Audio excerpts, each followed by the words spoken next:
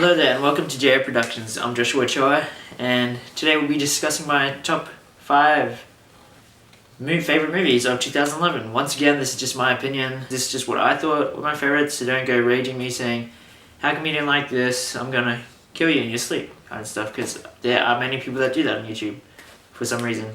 So number 5, I've actually got 3 movies that fit in the number 5 category. Tinker Tailor Soldier Spy, which I've already reviewed in my top 5 coolest movies, so if you want to see a more detailed one of me talking about that, go back to that video. And also the other 2 movies are 50/50 and Young Adult. All these movies are really good movies. I'll start with Young Adult, directed by Jason Reitman, who also directed Juno, Up in the Air, Thank You for Smoking, and written by Diablo Cody, who wrote Juno. But this movie is everything that Juno wasn't. It's pretty much the anti-Juno. Juno is supposed to be characters that you loved, but with Young Adult, they give you a protagonist that is actually rather dislikable. It stars Charlize Theron, Patton Oswalt, and Patrick Wilson. All really good actors, did really good performances. Patton Oswalt was hilarious, but his character was also tragic, having been crippled during high school. And a lot of this movie is them remembering who they used to be and focusing on the past and not really moving on. It is a cautionary tale on why you need to move on, because if you don't, then your life isn't really going to go anywhere. Charlize Theron stars as Mavis, who is a writer of the Young Adult series. That's why it's called Young Adult. And basically, she goes back to her old town because her ex-boyfriend, who she really used to like back in high school, is having a baby. And then she goes to try and sabotage their marriage, trying to get back with him. It's a really good movie, great performances. Charlize Theron, I reckon, should have at least got nominated. I mean, I know she wouldn't have won, but she should have at least got nominated. Patton Oswalt, he should have, he should have replaced Jonah Hill with his nomination for Moneyball. Yeah, Patton Oswalt's performance was way better, but anyway. It's a really good movie, really good story, wonderful dialogue, and it just has a lovely tone and feel to it. It's really kind of a retro feel because it's all these older people remembering stuff. It's a really good movie. It's a dark comedy, so don't expect to be happy sunshine all the time. And a lot of stuff happens at night too, but yeah, it's really funny, it's touching, it's heartwarming. And the ending of it really is the opposite to like how you think it would go. But that's what makes it a cautionary tale. Anyway, 50/50 was another of my 5th favourite ones, because I've got 3. 50/50 starring Joseph Gordon-Levitt, Anna Kendrick, Seth Rogen, Bryce Dallas Howard, and Angelica Houston. Joseph Gordon-Levitt's performance was pretty damn amazing. The way he took the role. The movie itself is based on the screenwriter's battle with cancer, and Seth Rogen's character is actually based on Seth Rogen, who knew the screenwriter and helped him with it. And it's another dark comedy. It's really funny as well, but it also has like really serious moments because, of course, it's dealing with cancer. You don't want to make that a complete joke. But yeah, wonderful performances. The tone and pacing is amazing. Joseph Gordon-Levitt and Anna Kendrick's characters' chemistry was just incredibly lovely, but also really hilarious of how awkward it was because she's being his therapist as he goes through his cancer. But yeah, I can't remember who directed it, but yeah, it's a really good movie. Go check that out. And Tinker Tailor Soldier Spy, I've did a more detailed review on that, but directed by Thomas Alfredson, starring Gary Oldman, and based on the book by John Le Carre. I don't know if I said that properly, but I'm hoping I did. It's a proper spy thriller. It's not like Mission Impossible and that kind of stuff. It is actually how things would go down during the Cold War. So yeah, it's a really good thriller. It's really intense. You need a good sound system for that because all the little details, all the little noises in the background really adds to the tension and everything. But yeah, if you want to see a more detailed review on Tinker Tailor Soldier Spy, go back to my 4th or 5th video and check that out. Anyway, now to my 4th favourite movie of 2011. That is The Girl with the Dragon Tattoo. Now, I've already done a detailed review on this for my top 5 coolest movies. I'll give a kind of detailed one about this. Based on a Swedish novel, It's not a remake of the 2009 version, it's actually just a readaptation of the novel. It's actually more accurate to the novel, apparently. I haven't read it myself, but yeah. It was a really good movie. It's a kind of serial killer thriller directed by David Fincher, who does killer movies really, really well. And just the visuals of it, amazing cinematography, amazing score.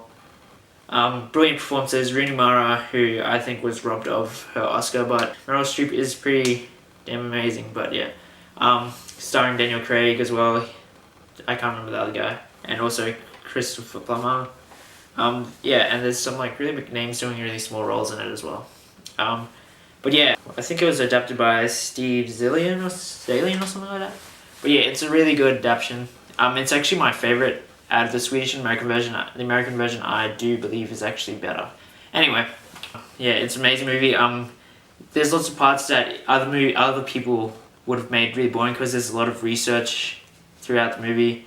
But the way David Fincher does it is really compelling, and even adds more attention to what's going on. But yeah, that's The Ghost Dragon Tattoo, which was a really, really good movie. It was it was my second of the coolest movies of 2011, but it's only my fourth out of my favourite movies. So yeah, it is MA. It does in Australia, it's R in America, but yeah, it does have a rape scene, so do beware, because that is, when I saw it in cinemas, it was pretty terrifying. But yeah, anyway. Now onto my number 3. My number 3 is actually right here on my right, and that is The Descendants. The Descendants, with my top 3 movies, they each spoke to me in different ways. The Descendants kind of spoke to me as a human. Yeah, George Clooney in the role, it does seem kind of odd because like everybody sees him as a man who always gets what he wants and stuff, and because the movie is about his wife being in a coma and then he finds out that she's cheating on him. And it doesn't really seem like a George Clooney role, but he does a wonderful performance in it. The way he does his acting, it's really little subtle things. The way he, it's all kind of eternally the way he acts and puts his emotions, and it's all little subtle details that shows his performance. And yeah, good performance there. But it's not really a dark comedy, I'd say it's more of a dramedy, which is kind of a drama with just comedy aspects, which it does have some really funny ones. But yeah, it's a really touching film. It really speaks to you as a person and how you deal with things. It's just an overall really good movie, and yeah, it really spoke to me. Directed by Alexander Payne. He's done Election, Sideways, About Schmidt, which were all really good movies. And it was written by Alexander Payne as well, who directed it, and Jim Rash, who people might know as a dean from Community, and another writer, but I can't think of the name. It did win Best Adapted Screenplay at the Oscars, and Jim Rash, when he was on stage, parodied Angelina Jolie's leg thing. But yeah, it's a really good movie, really touching. It's a really good movie, really well done. The visuals of the location, because it's filmed in Hawaii, it's about stuff going on in Hawaii, it was really good too. And yeah, so that's The Descendants. You should go watch that too. And now for my number 2, I really struggled choosing this between as my number 1 and number 2.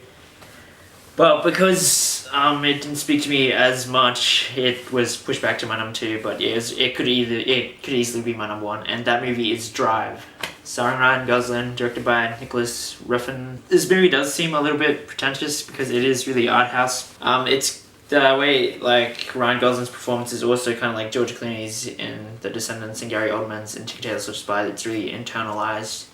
They don't really say what they're really feeling, but it's all the subtle details and everything.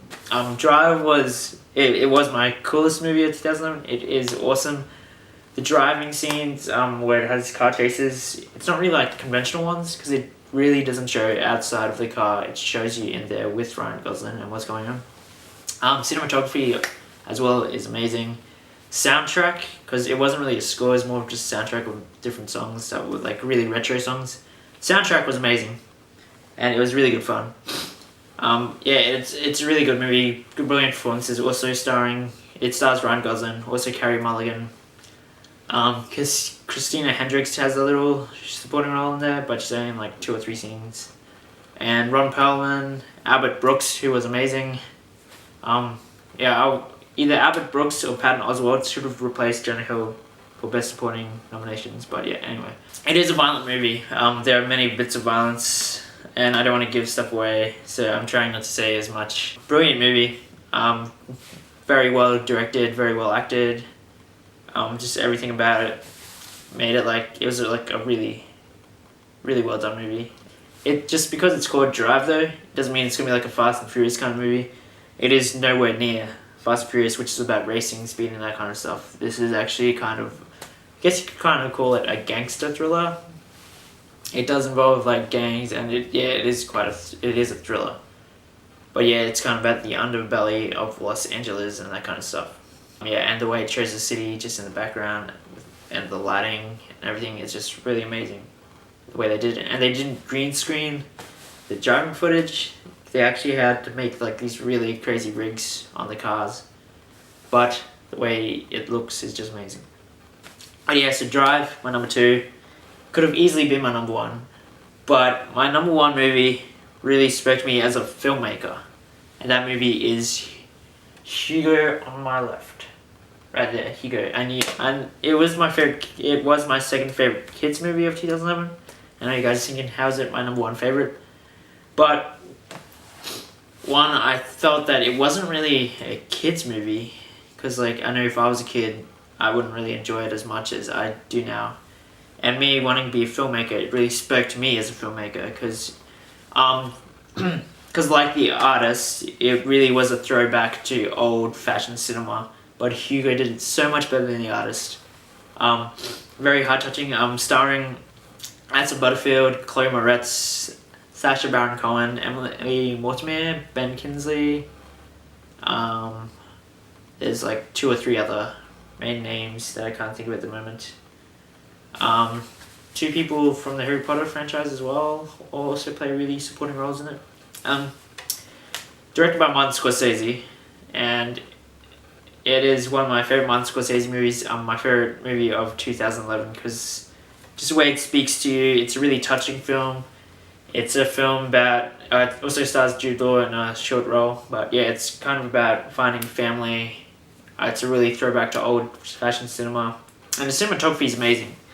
It won Best Cinematography, and I was like, yes, either that, Girl Giant Tattoo or Drive should have won that. But yeah, Hugo, I was really happy that it won it, because that was one of my ones that I was kind of voting for.